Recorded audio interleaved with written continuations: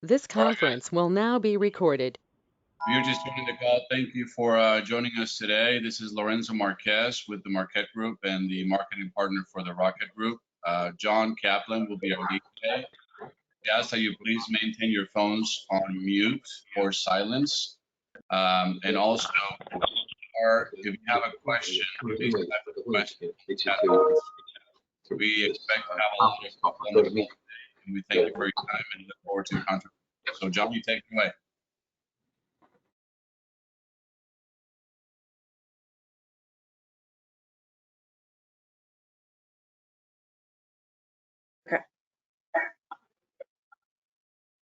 Okay, thank you for everybody joining us. I got feedback now. John, you go ahead, John. You can hear me well? Yes, sir. Go ahead. Okay. Thank you for everybody for joining. I know this is a difficult time and challenging, and hopefully at Rocket we want to be we have all our vendors on the call, and then also I want to welcome Jim Heave and Ed Hill on the call as well for resources for the group. John, stop. I need you to turn off your laptop or Amanda's laptop because we're hearing the background. I just muted your laptop, so you should be okay. Yeah. So just we're breaking up. Start over, please.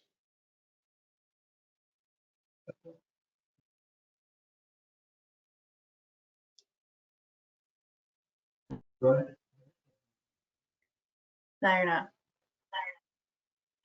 We can hear you guys. We only tested this like 10 times. Okay, so anyway, welcome everybody to the John, we can't hear you well.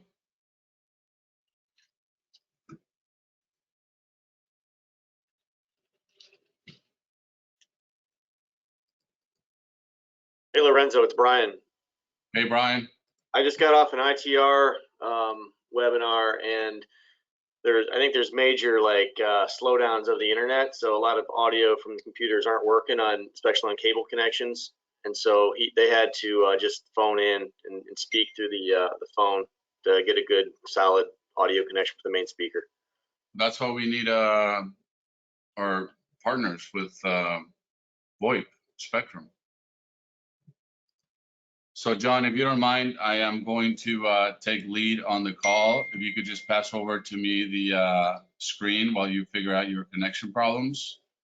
We want to make sure we get things going and make sure we're using the best type of or the best of their time for our members.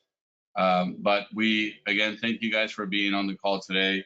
We realize that everybody's probably trying to mitigate or deal with their own individual situations while you're exposed to or working through some of the media frenzy or the actual situation with the coronavirus. So we wanted to start this call just to make sure that everybody had a place to share information and best practices. And we're really happy that our team has really quickly embraced each other and has begun sharing information and details. So before we open up the room for discussion and for things that you guys may want to share or ask one another, we want to give you some updates on some of the information or some of the tools that are available for you as a Rockhead member that you can go through and see on our website. So if you go to our website, we've been working very closely with our vendor partners and our individual internal resources to generate some content that you guys may find valuable to your business. As you go to the member page and you start going through the first, obviously the website, we do have some content related to COVID-19 and expect to continue growing this content based on your feedback and based on your information that's available to you. Once you go to the member homepage, you'll see that other than the fact that the page has been updated and we have new information and resources available for you, we also have a section specifically dedicated to COVID-19. And this section has been curated in part by internal content, as well as content that has been provided to us by either thought leaders in the industry or even by some of our own members. So obviously with any crisis or with any situation like we're all undergoing, the best thing to do is to stay focused and not take our foot off the pedal and continue driving businesses forward. So as you go through this section, you'll be able to see that John Kaplan has provided us with a strategy on how to work through the situation today. You'll also see a risk issue solution matrix that you can use, and this will be updated constantly, so you can continue providing us with feedback on what those tools are. You'll also see information that has been provided to us by our Armada partners, where there is a new legal or new legislation that will require employers to provide up to 2 weeks of paid sick leave if they experience an issue with one of their employees or family members that are dealing with the coronavirus. We are trying to remain as objective and as factual as possible in giving you guys the best possible information as well as the tools that will help you navigate through this crisis. We've also worked with our partners at EOS or through EOS to ensure that we have recommendations on what you can do as a business owner to remain objective and also continue managing your business. Because the information right now is sort of still coming through, right now everything is sort of on one page, but as we continue developing this message, you'll see that we are going to continue breaking this into different categories. My team has also worked on creating a signage message that we recommend you have in your showrooms if you have a showroom outside the window, just to make sure that people are safe when they walk into your showroom and they continue feeling like they're working on within a safe environment.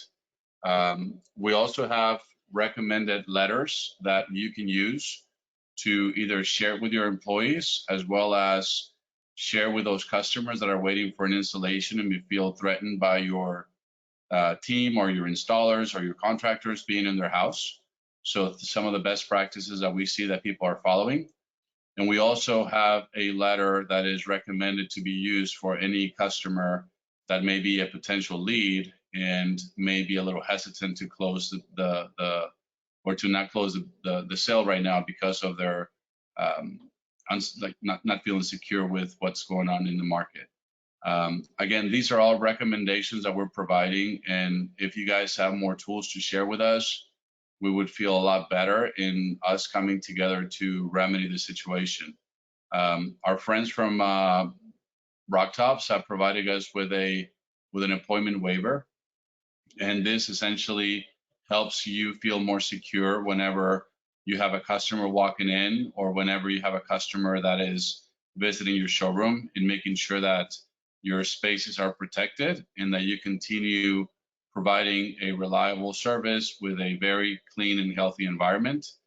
And they've also provided us with an appointment waiver that when you visit the house, you also have the customer be part of this process and ensuring that the customer has not been exposed to the virus or in any way a threat to your team or to your staff.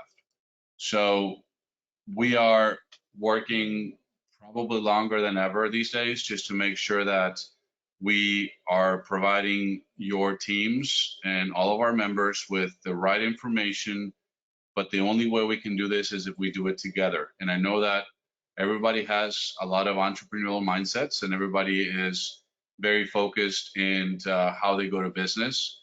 So we are creating this call on a weekly basis so that we can all support one another. This will pass.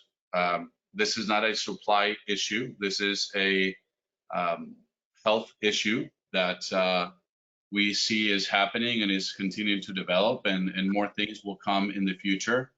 But the reality of this is that this is our peak season for the business, and customers will get cabin fever soon. They will start going online to look at resources and products. So this is the best time to go back to grassroots marketing, talk about the process, entertain the customer, give them an excuse, give them a distraction, people are sick and tired of hearing about the crisis and the developments. And when they're looking for an escapade and they're sitting at home and they're looking at a kitchen that needs to be remodeled, you need to be front forward and top of mind when they go online. So we want to make sure that you guys are considering those things and that you are also having the resources available from our network, because that's what makes us strong. So John, I hope you figured out the logistics. And if you did, I'll pass it over to you. Amanda's a little nervous because we're breaking the social distancing rule. And, Don't worry. Can you guys hear me?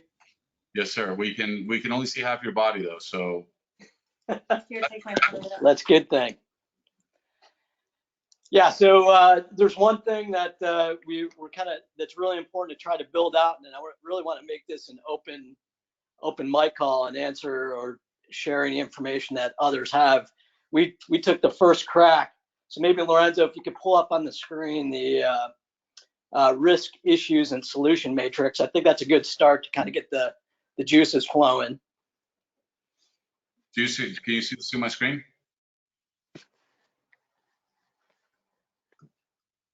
John? It says Rockheads open mic Wednesday, 3 p.m. Hold on a second. I gave you the screen back, so you may want to just show it and run through it. It actually shows him having the screen. No? Okay, so on the website that Lorenzo was talking about, he has the screen though. Yeah. Okay, I'm just going to talk it through, and then we can go from there. There's a matrix that everybody can use to download, and on that matrix, kind of broke it up into 3 categories, and then we could sort and filter it and add to it as we learn, or come up with some good ideas. And a lot of these I've mined from talking to others. But just for example, so it's broken up into 3 categories, and you'll be able to see it when you go on the website, and it's in the member-only portal. So if you don't have your login or login information, make sure you reach out to Amanda. I know that sometimes that can be challenging. So we want to keep that within the group, and then make it beneficial to be part of our group. But so it's broken up into 3 categories: risk, issues, identified. We try to break it up into a category for filtering. So example, if it fits an employee or a customer, and then a suggested solution. So a simple one, for example, employees don't show up for work. What do? That's an employee category. And then the suggested solution was we should start looking for identified subcontractors who may be available. That might be a simple one. Other ones, I know people are worried about cash flow. That's a big one. That's one that I really was talking to a few others earlier, that is something to be proactive and not reactive. Try to take the emotion out of it. Be in touch. So a suggested solution: be in touch with your bank before the problem really becomes a problem. Communicate what your action plan is with the bank and your banker, and increase your credit line, even if you don't need it at this time, or start those discussions. I know it's probably challenging to do right now, but even having those discussions and being ready is important. A lot of times people don't want to draw on those things, but the first rule of business is to stay in business and be in it for the long haul. So that should help you. Work out payment plans with your suppliers and service providers, and conserve as much cash. But remember, those that are helping you now and working with you now, be loyal to them in the future, because it's easy to form those relationships now, but remember who's helping you. And I'm sure some of the vendors that are on this call probably share that same sentiment. I'm not going to read through each single one. I want to kind of turn it over and see if anybody wants to kind of share a few things. And we're going to keep building out this portal. Again, I want to thank Rock Tops for sending me that information and allowing us to upload it. And I think a lot of others have some things to share. So I'll kind of open it up. If somebody wants to start, what we're going to do is maybe say, if you're ready, put a quick chat in the chat box, and then we'll open it up. We'll open up your mic. Just one thing I want to add to that, John. This is Lorenzo. This is obviously a critical time for everybody's business. And tomorrow morning, I will be doing a webinar on readjusting your marketing strategies. So if anybody's interested on that, this is obviously not the time to panic. It's the time to be proactive, because consumers will still be out in the field. And when they're ready to make a purchase, you want to make sure you're front forward. So if anybody wants to join that, by all means, please let me know.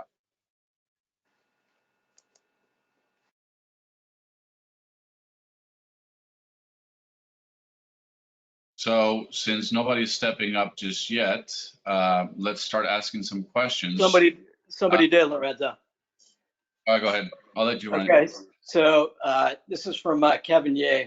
So someone said that they were on the ITR call, and I actually was on the ITR call last week. Says, were there any key points or takeaways from what ITR is anticipating? They state that they have one of the most accurate outlooks in the industry. Just curious what they're saying. Maybe Brian, since you just got off the call, maybe you can add a little flavor to that. Yeah, surely. They they really pointed back to a lot of the other epidemics that's happened and what's happened after that, and they're not as worried about the coronavirus as they are about some other things that are going on, like the oil prices. So they see that as a longer lasting threat. They believe that everything's going to kind of come back to normal after this whole thing plays out. Nobody really knows how long it's going to take, but again, as far as the economy goes, what's kind of taken place in past epidemics is the trajectory of everything prior to the epidemic comes back, whether that's good or bad, after the epidemic. And the trajectory we were on was a positive one.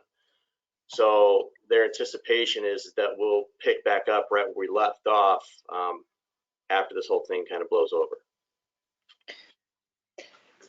Yeah, and I was on the call as well, and I actually listened to another economist that pretty parroted parroted everything that ITR said.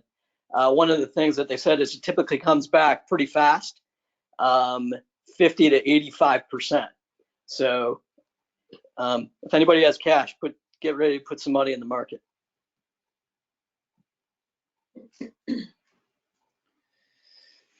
Okay, we have another question here. Actually, a statement from Chad from Wells Fargo. Maybe Chad, if you want to kind of share what Wells Fargo is doing, that might be something interesting to hear. Yeah, I was just saying that Wells Fargo right now will work with your customers if they're having troubles making payment on their loan.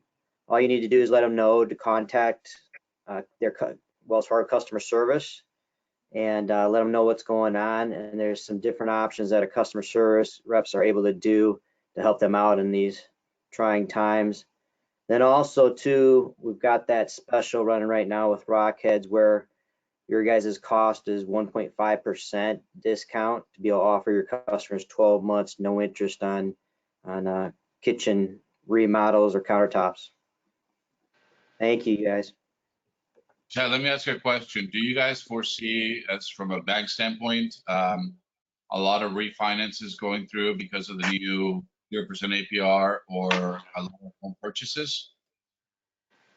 Yes, in the mortgage side, if that's what you're asking, yeah, we do have anticipating a high demand. It's already kicked off with the drops in mortgage rates for refinancing.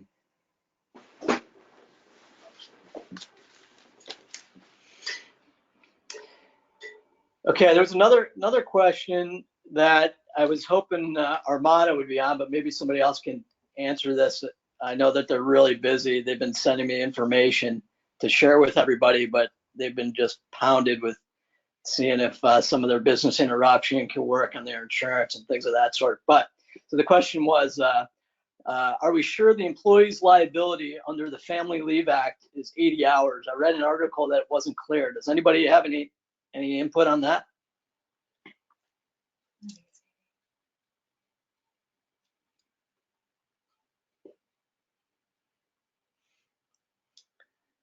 What was the question, John? Yeah, so the question was, are we sure the employer's liability under the FMLA, the Family Leave Act, is 80 hours. I read an article that wasn't clear. Does anybody have any info on that? Any insight? From what I understand, the 80 hours is for paid sick time. The FMLA is different than the sick time. FMLA is 2 weeks that's unpaid, and then the next 10 weeks is paid at least 2/3 the employee's wages. So it's two separate things to kind of figure out. And what we're struggling with is understanding the timing of when all this is going to take place, and kind of trying to get ahead of it to figure out how people are going to dupe the system. Got it. Yeah. So from Deepa Kamat from Granite America in Kentucky, question is everybody working right now, or is anybody are any other fabricators closed? We know that San Francisco's closed, and for those that are closed, maybe they can share what they're doing or what they're doing with this time. Anybody have any input on that?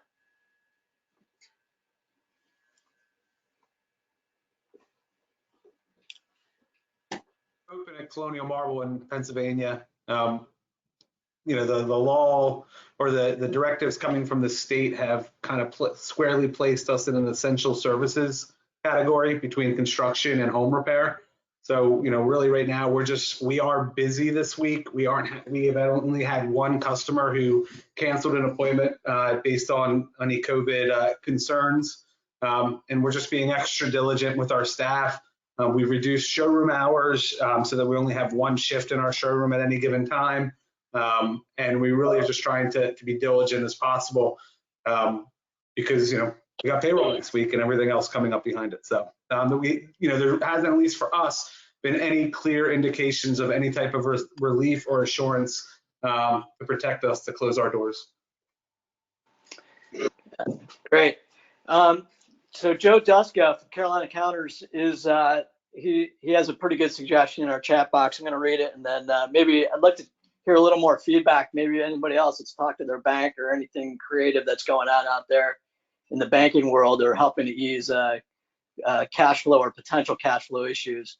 So Joe recommends discuss with your banker to make interest-only payments on any current bank notes. Anybody have any discussions with their bankers or anything different that's going on out there?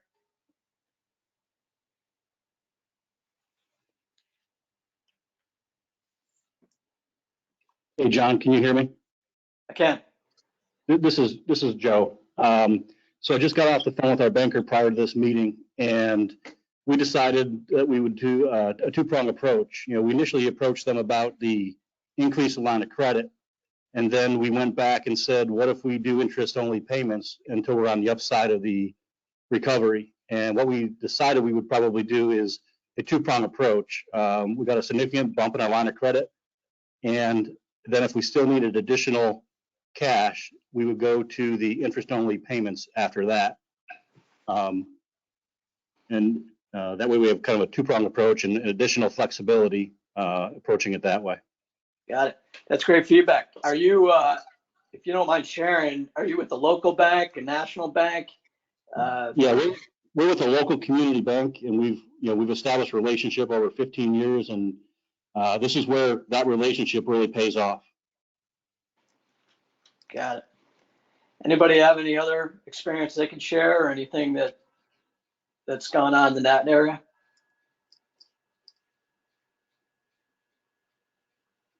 If anybody has it, we'll chime in. I'm gonna. John, yeah. we use our. Can you hear me? This is Saxon. Go ahead, I'm sorry. We use our purchase card an awful lot, and normally we have to pay the full balance at the end of every closing period, and we asked to have that modified so that we could make minimum payments on our purchase card and kind of push those purchases forward for things like office supplies and things like that we normally use it for. That's great.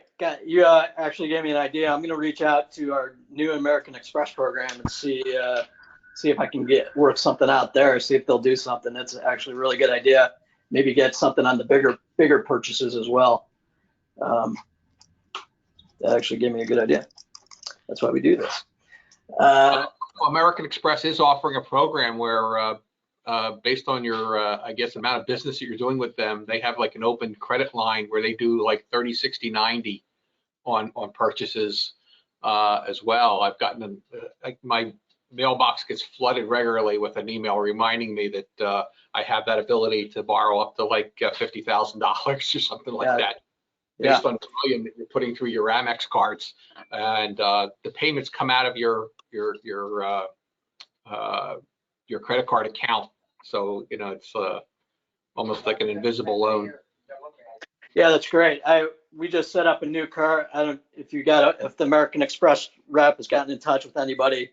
We just rolled out a new American Express program purchasing card to use for major purchases, stone supplies and things of that sort. So I'm going to reach out to them actually after this call and see what they might do. That's something interesting there. We actually have. I'm going to go to Dave Stevenson, who's the VP over at Spectrum VoIP. They're working on setting up people from home and their systems as well, and he typed something in. So Dave, maybe you want to kind of give a little color on what you're talking about.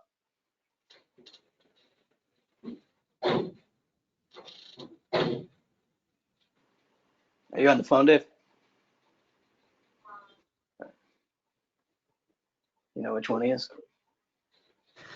Hey, this is James. John, with Dave not responding right now, we use Spectrum for our phone system, and we sent out a communication to our team. I'll share it to Lorenzo, and then he can share it out from there, and really educated our staff on how they can download, how they can utilize any computer to access the Spectrum system and be able to have that computer act as their phone would.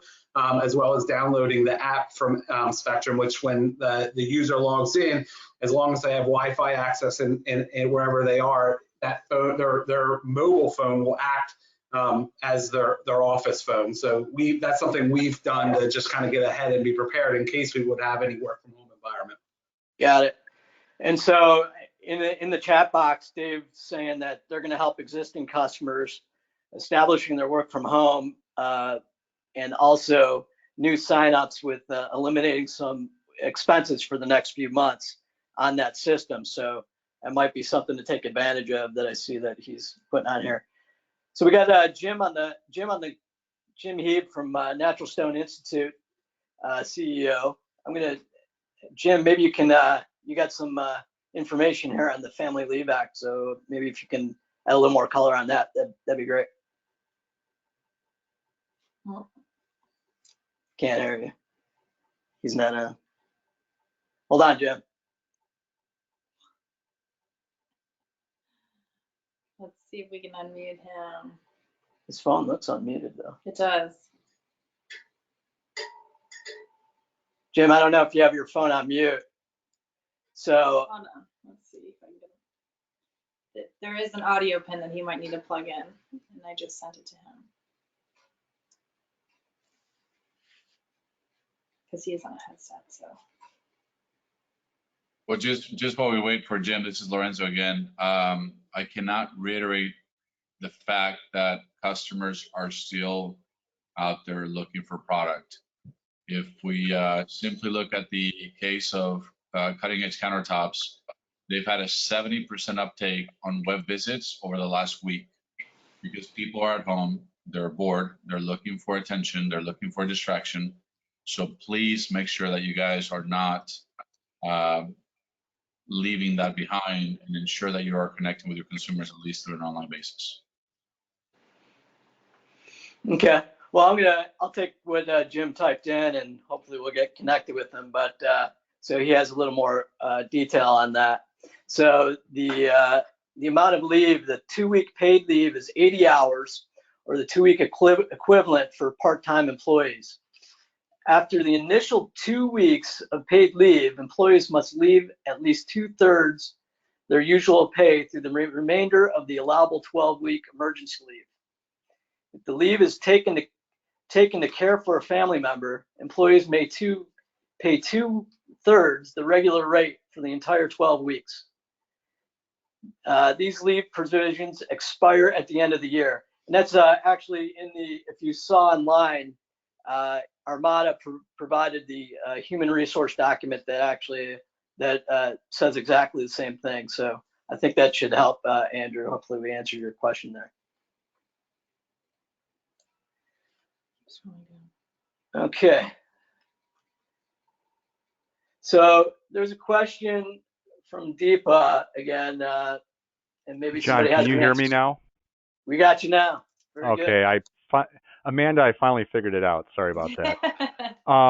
One of the things, obviously being in the association world, I have a lot of execs that are getting stuff from all kinds of sources. So what I pasted in the chat is some summary stuff that I've been shared with. So John, I'm going to send you the full document so you can share with all the members. Okay, cool. And then also tomorrow, I'm convening, there's 6 different association executives.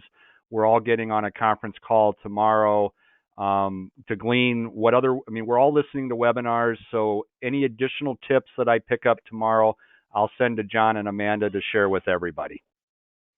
Great. Now all this information that anybody filters, we're either going to put it in the matrix with solutions that you guys see on the screen for those that you view that on your computer. And then also you can go in our web portal. We're going to keep populating any good information that can be shared. John, if I could just share one more thing. Sure can. Next week, we are convening 10 CEOs from not just CEOs of companies from fabricators, but quarriers, distributors, equipment, tooling, and some installers so that we can take a look at not just what's being done and heard from the fabrication world, but also from other segments of the industry. Our intent is to take feedback from those calls and disseminate it to everybody so that you're getting points of views from slab distributors, the tooling guys, and so forth. Again, John, I'll make sure you have that to share with everybody. Yeah, I appreciate that. Thank you.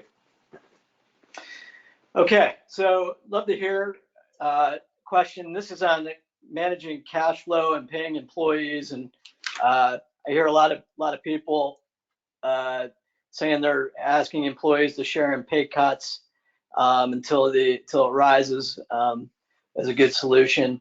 So the question was, even if they're on the Family Leave Act as well, can we pay employees $10 an hour instead of 20 if they were at 20?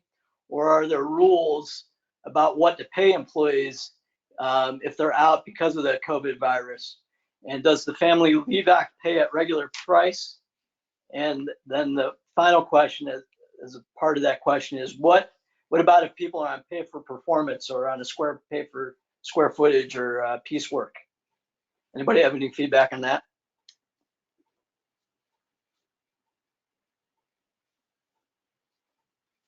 John Ryan. John Ryan does. Can you unmute? Let's see. I'll try to do it for him. Go ahead, John. Okay. Yeah, so we're actually going through that right now. So it's what you can do is everything is renegotiable, right? Whether that's hourly or salaried, all of that stuff is negotiable. What you have to do is like in Minnesota, and I think probably some other states around the nation, you have Minnesota's got a really strong new law about wage theft. So anything that is modified has to be done through essentially a new job offer to the employee. So as long as you're documenting that, and the employee is accepting that, and they can accept it in a lot of ways, but you should document it. One of the ways they simply can do it is signing the new offer, but even then, just continuing to work. And you can say that it's temporary or permanent or whatever the case may be, but all that stuff is open from what we understand, what we've been told. Got it. Great. John, I did have one more idea. Yeah, kind of parlay that. Yeah, into your. You said you have an idea on commercial insurance. Yeah. So we're in really fortunate situation, or fortunate, I should say, not unfortunate. Our commercial insurance is renews on April 1st. So we are going to be doing significant adjustments down to our sales forecast and to our wage cost forecast. We were going to do it anyways, just to kind of, be a little prudent. I always like to pay in a little bit at the end when you do your audit. We all believe, I think, a year from now that things will be a lot better than they are right now.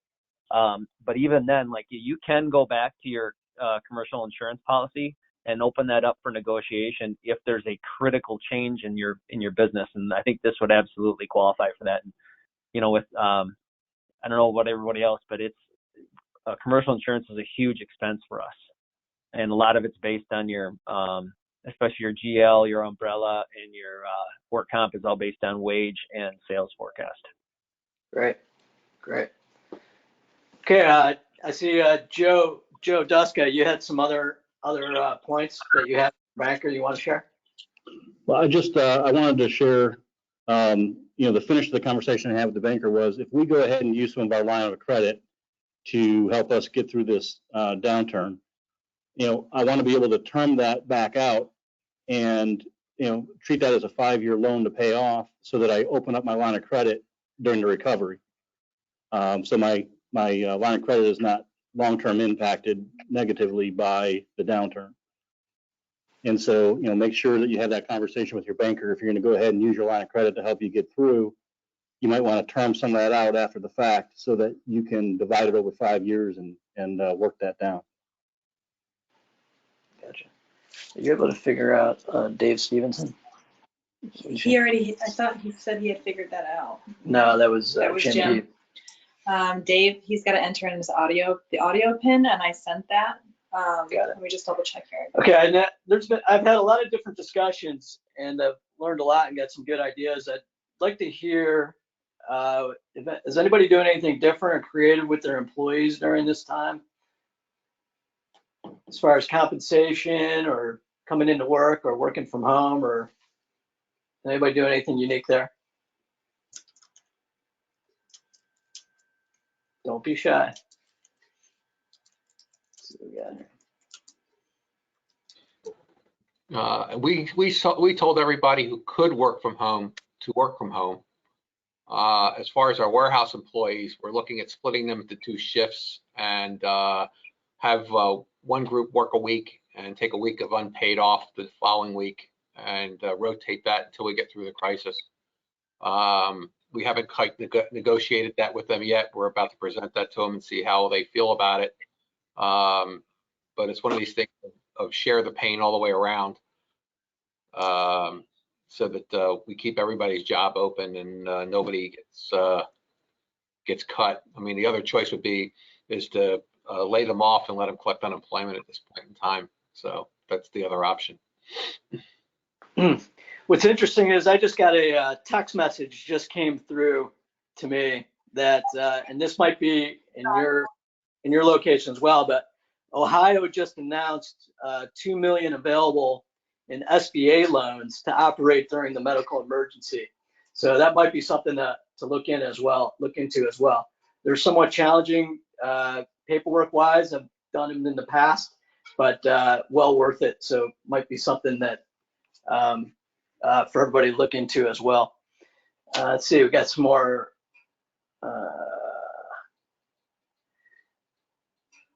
The governor of Pennsylvania also announced a program yesterday of small business loans as well. Somewhere at like 3.65% or something along that line. Okay, wow, nice.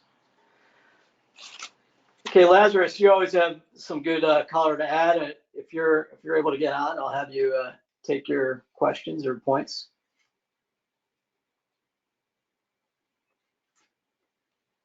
Lazarus on. I'm trying to unmute him. It's not letting me. It's not letting you unmute. Laz. Maybe he's just muted himself. He's unmuting himself. I think he's muted himself, and I can't unmute him. Got it.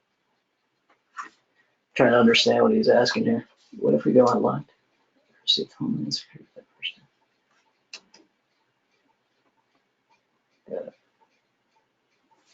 person.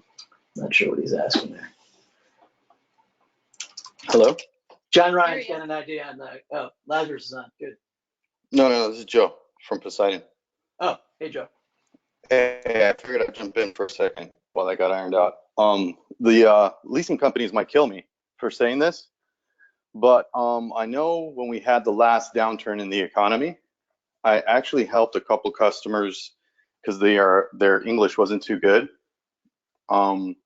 negotiate with the leasing companies, because I know a lot of guys probably have huge equipment lease payments that they got to be making. And I learned that they're pretty fair if you just communicate with them, you know. So I had a gentleman I remember, and I'm talking about way back, but I'm sure they wouldn't be adverse to doing something similar in these times. We had somebody that I think they had probably $8,000 to $10,000 in lease payments, and they negotiated with the bank kind of like a break, like things are really bad, and the bank was kind of like, hey, what can you do? And we can do two grand instead of 10 for 6 months to 12 months, and then let's revisit and see how things go. And what they did was they said, okay, if that's okay with you, those $2 grand a month is just going to go as like extra interest, and we'll pause your payments. And then when you're good enough or you're okay to recontinue, we'll recontinue. So I think that might be a useful bit of information to try talking with the equipment leasing companies. Yeah, back in 08, when this problem when the problem happened on the crisis, I was able to get payments suspended for a full quarter, no payments, and then go forward from there. So you're absolutely right. I think that's another good avenue to go. Is John Ryan had another input. Yeah, I was going to go to Casey, then John Ryan. So is Casey Richardson from Rock Tops? Is she on? Yes, I'm here. I just mainly was wondering if anyone has any of those standard, like an effective working from home, because we have so many people kind of asking about it, and just a standard policy that we could put in place that they can be held accountable, and just didn't know if anyone had any ideas for that. Yes, this is Dave Stevenson. Can you hear me? Yes. All right, perfect. We figured it out. So, as a matter of fact, for any existing customer Spectrum Voice, which is quite a few Rockheads, we can work with you to distribute that workforce home. The nature of cloud allows everybody to work from home with their office phones. They simply go home, they plug that office phone in. But the metrics and reporting on all workers remain intact. You know who's working or who's not. You know, the company it's unified as if literally being under one roof, like extension dialing, transferring, the appearance, line appearance, that all remains intact. All like call queues, hunt groups, auto attendants, all that remains intact. Your customers really have no idea you are working remotely via a distributed workforce. So a lot of, there's at least some degree of metrics you can get from the phone system. I don't know if it would be huge for you, but that is one big benefit of anybody that's currently on Spectrum Voice. And then the only other point I'd make is that anybody that's not currently on us, the fact that when we do sign you up, we immediately stop your existing phone bill. We will wait a few months before actually beginning to bill you. So you can have that period of time, at least this next 60, 90 days, critical time when you don't have to pay any phone bill to anybody. That's something that's really appealing right now to a lot of customers coming to us for that reason. But just a couple of thoughts. I don't know. Am I still? No? Yeah, you're on. Yeah, I hear you. I was just, I guess that, but as well as like an actual policy that we could send out to the people that are, whether they're quarantined because one of their family members is not feeling well or they traveled, but like any sort of tips we can say of, because we had a huddle today and there's some people on the phone, and I know it's gonna be difficult because kids are running around and stuff, but just like actual things that we could list out, like put your cell phone mute, like things you guys, the Rockhead sent out before, like put your phone on mute, like kind of tips and stuff of like, if you need to set up a desk, try to do it in an area that's not, you know, common if possible. And just little tips to kind of keep people sane if they are quarantined and keep people, I guess, I don't know, I just didn't know if there was any sort of policy out there to kind of help with tips. Does anybody have one? I know John has some creative ideas. He's raising his hand. John Ryan. That's great. Take it away, John. Let's see if he's muted. You can hear. You gotta take it off. All right, John. Hey. So a couple things that we're doing from a creative standpoint, from staffing. You know, we have some staff that that where they don't have mission critical stuff that's happening every day, or even some stuff that, you know, as your work volume decreases, the work that one person did or that two people did, one person can do now. So we're doing some creative based things like we got some staff members that that the work that they're doing, we know it's going to be slow, very slow over the coming months or weeks for sure. So what we're doing is they do similar roles and we're blinking them on and off. So one will work one week, the other will work the other week. So week one, employee A works, employee B doesn't, and they switch. So they get paid for one week and they don't get paid for the other, but and everyone's state's going to be different. You have to verify that this will work in your state. But when they don't work that week, they can submit that and get unemployment benefits.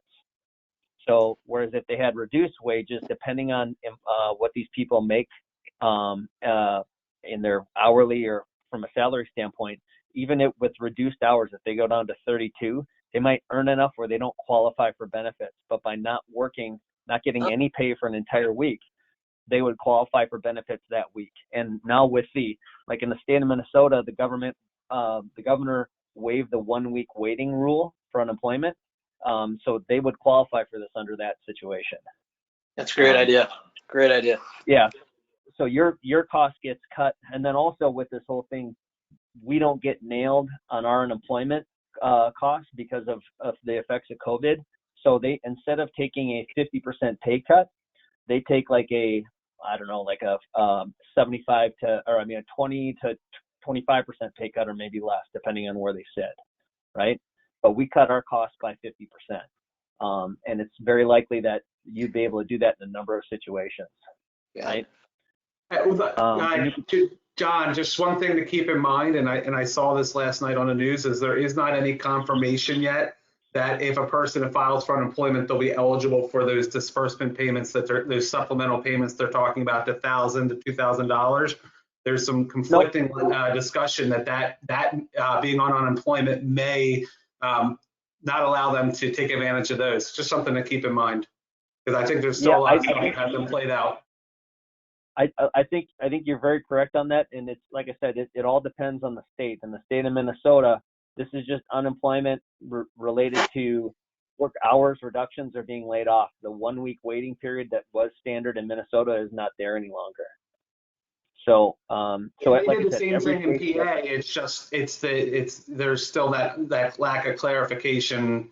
I mean, what Minnesota did is exactly what PA governor did, almost to the T. It's just that if anybody's looking for those short-term supplemental payments, we have to be careful that we don't tell them to go on unemployment and then make them not eligible for it. So it might be best to just say, research at these are options, but you need to research and understand what's best for you.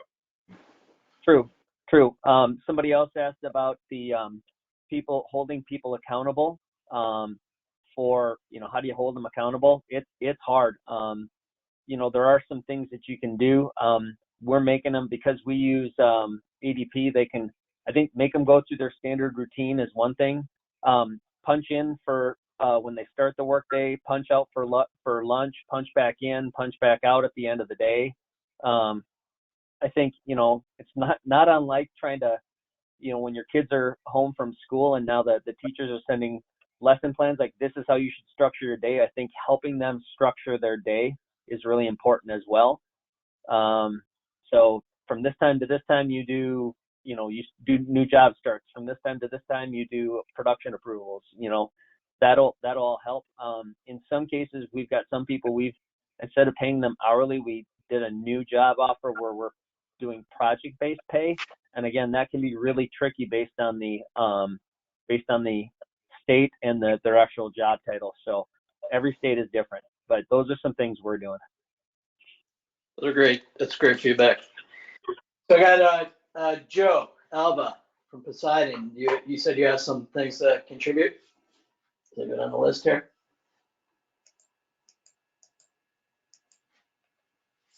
Joe, you there? I lost him. John. Lazarus says he's back on. Lazarus, are you on?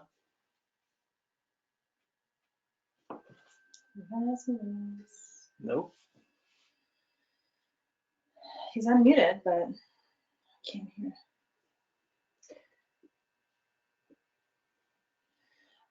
Okay. Anybody else, Jim?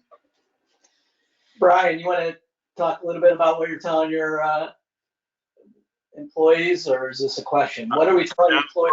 We're asking for some help with what other people are saying. We've got a couple employees that have people in their household that are experiencing symptoms, but they've not been tested nor diagnosed, and we're just wondering. I mean, the first intuition was to send them home, but is that what we really should be doing? Yes. Minimize the risk. Yeah, I see everybody nodding their heads that are on the screen. Seems unanimous. Send them home.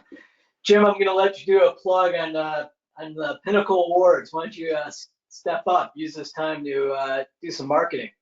Well, we're all talking about what are people doing from home, because, for me, I've got people that work remotely, but now with this, I've got half my staff that's working remotely that wasn't, and thinking about the fact that you're all doing that as well.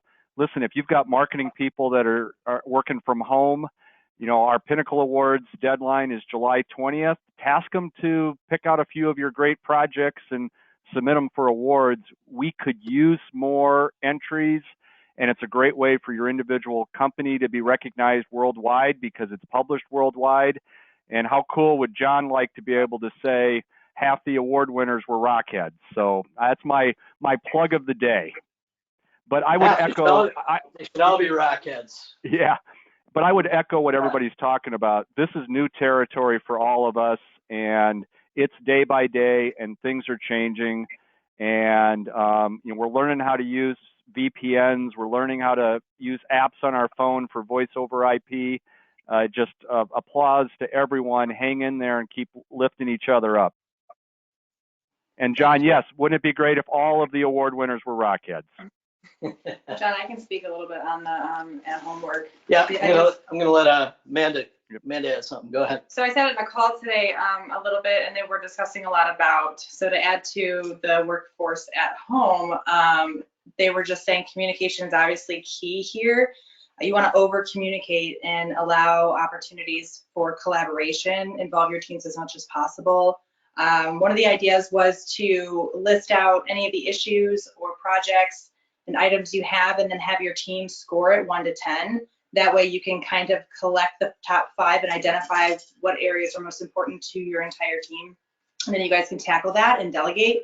Honestly, the like for meetings was another cool one, because some of them were saying they would meet once in the morning to know, and face-to-face is the best, rather than picking up the phone and just hearing someone's voice.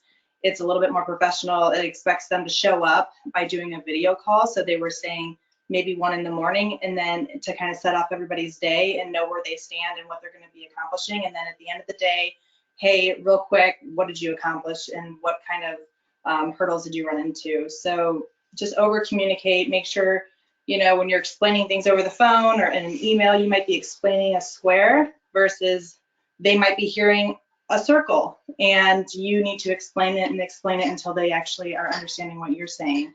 and then you know that they're getting that. So yeah, to kind of add on to that, I know a lot of Rockheads, and myself included, when I was running a shop, that we would have huddles at 10 o'clock and 2 o'clock. And I think to John Ryan's point, the consistency is important. You could still have a call-in number or do a go-to meeting and still do your huddles.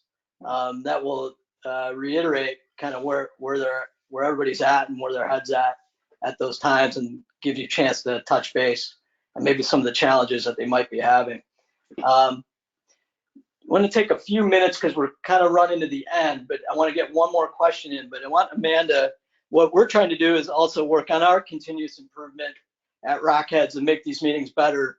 And everybody has the Rockheads app, and in that is an ability to have the blog. So try to put that Rockhead app on the front of your screen. And now we have a link to the go-to meeting link, which will help improve the sound quality and the checks and all the issues that we're having when we have these calls, because I think we could keep building on it. But in there is a go-to meeting link. So you'll download the go-to meeting app on your phone, which will link into our app. And then that should cut down on the duplication of computer versus your phone and improve the quality of that. So Amanda's going to be sending out instructions on that, but hopefully we can start using that. And then if you're on the road, you can link in through our app into the go-to meeting, which should help our open mic calls going forward. Hey, John, it's Lorenzo. Yep. And asking a question related to what to do right now from a marketing standpoint. And this is basically the nutshell of what I will be covering tomorrow in the webinar. Right now, it's the time to show empathy with your customers. So try to develop a connection with them. Go back to the basics. You may have people sitting at home that don't not know how to get a countertop installed. They don't know the process. We live it every day. So this is not the time to be promoting, $2,500 countertops or 10% off. This is the time to engage and be a thought leader and show your customers what the process is all about. So if you can go back to basics and say, these are the basic materials, these are the basic clients, or I'm sorry, products. This is how you go about it. This is the process. That would be the best thing you can do right now from a consumer standpoint. Focus on internal marketing as well. Make sure your team believes and understands what your company is all about, and take time to learn about, or I guess, learn about your own employees. That's the best possible thing you guys can do. If you see what's happening in media right now, just real quick, House Beautiful is a print magazine and they're sort of declining in business. And now they're creating a lot of content about people bringing up their Christmas lights because they want to show spirit and they want to show support. So you have to change the story to remain relevant, and you also have to have empathy for your clients. Okay, so we're kind of running in the end. We're going to keep having these calls. So thank you for everybody for attending. We're going to keep sending me information, some additional help. I want to let everybody know that we're working on, because of coverings, Lorenzo, myself, Amanda, we're working on having a virtual conference. So we're going to still try to continue on and figure out how to do that and continue with our ambassador programs and set up breakout sessions that we're trying to do virtually. So stay tuned. Not sure if we're going to hold the exact date, but that's going to be happening. So we're going to continue business and continue learning and collaborating. We're also, thank you to Victor from Discover. What we're going to do in our summer meeting, when we are through this, is we're going to extend the day, an extra day at the meeting at Discover Marble, and we're going to build in the best idea contest and all those, and the benchmarking. Work on your benchmarking, by the way. You got now there's no excuse. There's plenty of time to get your data in from last year. Upload it. It will be extremely helpful, everybody, and yourself as well through the process. And I'm here to help you through that if you struggle in getting your data in. There's also a bunch of questions. I didn't get to everybody on the chat. So be on the call next week, and we will definitely cover those and filter more questions to me so we can keep building on these meetings. Anybody have any last closing words? Or Also, Thanks for having me. Really appreciate it. Yeah, thank you guys for joining. Ed Hill was also on, our operations ambassador, and he had a great piece that's on our website, and he'll be on our calls in the future as well, as we get through this. Hey, John? Yes. Jeffrey Grand, can you hear me? I can. I just figured out how to unmute my phone. I have never not talked for an hour. This is absolutely freaking crazy. I'm dying over here. Listen, I just want to give everybody one piece of advice. You guys are all phenomenal owners and managers, and you treat your employees like family, and you need to remember that. So when you're having to deal with some of the stuff, and maybe some of you guys are having to have layoffs or reduced hours, trust in the fact that you're a great leader and that your team is going to follow you. Just to give you a quick example, we met with all of our managers last Friday morning, giving them, first of all, tell them to get off of Facebook as their news feed and go to the CDC and the World Health Organization. And then we explained to them what our plan is going to be, but we're going to monitor incoming jobs compared to last week, last year. And we asked everybody, look, we can either have layoffs or we can have, reduced hours and reduced compensation, do this as a team. And unilaterally within seconds, everyone's like, we're going to do this as a family.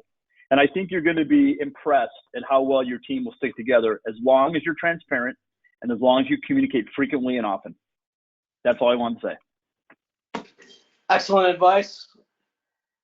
Thank you guys again, and stay tuned. We'll get you out for the call next week, which is going to be on the 26th of March, same time. Yep.